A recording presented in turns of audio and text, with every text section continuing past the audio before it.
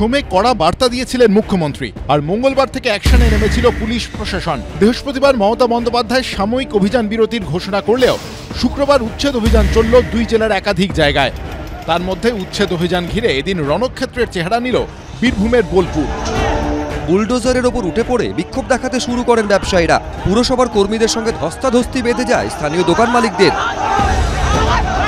শুক্রবার সকালে বুলডোজার দিয়ে বোলপুরের চিত্রা মোড় এলাকায় অবৈধ নির্মাণ ভাঙার কাজ শুরু হতেই ক্ষোভে ফেটে পড়েন ব্যবসায়ীরা। ভাঙা হয় অস্থায়ী দোকান, খালি করা শুরু হয় ফুটপাত।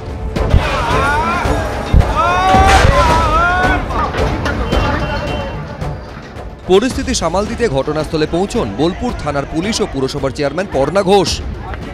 যে সমস্ত দোকানদাররা রয়েছেন তারা ভাবছে যে ফুটপাতটাও আমাদের নিজস্ব সম্পত্তি, তার কিন্তু কোনো কাগজপত্র কিচ্ছু নেই। তো আমরা 2 দিন সময় দিয়েছি, তারা কাগজপত্র দেখাক। যদি কাগজপত্র ঠিক থাকে কোনো কথা নেই, আর যদি কাগজপত্র ঠিক না থাকে তাহলে ডিএম এর নির্দেশ মতো আমরা কিন্তু ওগুলো ভেঙে দেবো। ব্যবসায়ীদের বিক্ষোভের মুখে এদিন বেআইনি দখলের একাংশ ভাঙার কাজ পুরকর্মীরা বন্ধ করে দিলেও প্রশাসনের তরফে জানানো হয়েছে এই অভিযান চলবে। এইটা পুরো আমাদের পৌরসভা এলাকা, তাছাড়া ডিএম সাহেবের নির্দেশ আছে আমাদের পঞ্চায়েত এলাকা, পঞ্চায়েত সমিতির এলাকা, যা যা আছে পর্যায়ক্রমে এই অভিযান আমাদের চলতে থাকবে। রামপুরহাটেও চলে উচ্ছেদ অভিযান। তারাপীঠ যাওয়ার পথে জাতীয় সড়কের ধারে যেসব দোকান বাড়ি জায়গা দখল করে রয়েছে সেগুলো এদিন ভেঙে ফেলা হয়। আজকে ওই যে ওনারা আমার ভেঙে দিলেন, মানা করলাম, আমার ছেলের বিয়ে ছিল, আমি বললাম মিস্ত্রি এসে লাইন আসলে আমি কেটে নিব, তাও ওনারা শুনলেন না। আমরাও তো বললাম যে 5 মিনিট 15 মিনিট টাইম দেন, সেই টাইমটা আমাকে দিল না। ক্ষয়ক্ষতি তো মেলা টাকার হয়েছে, মোটামুটি 15-20 টাকা না, ঘুমটি এখন তৈরি আপনার ঘাটে, তাও বেশি হবে।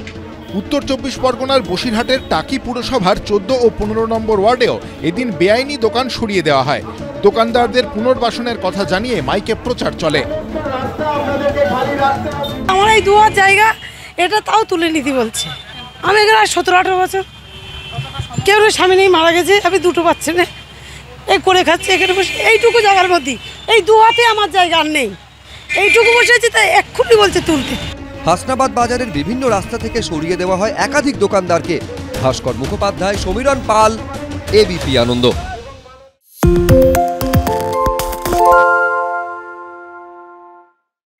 সত্য অন্তহীন, সত্যের খোঁজও তাই, সত্য সন্ধানে তাই আমরা অক্লান্ত, অকুতভয়। এবিপি আনন্দ নতুন ভাবনার প্রতীক, যা মনে মুক্ত, তথ্যে যুক্ত এবং যাবতীয় সীমানার বাঁধন থেকে মুক্ত।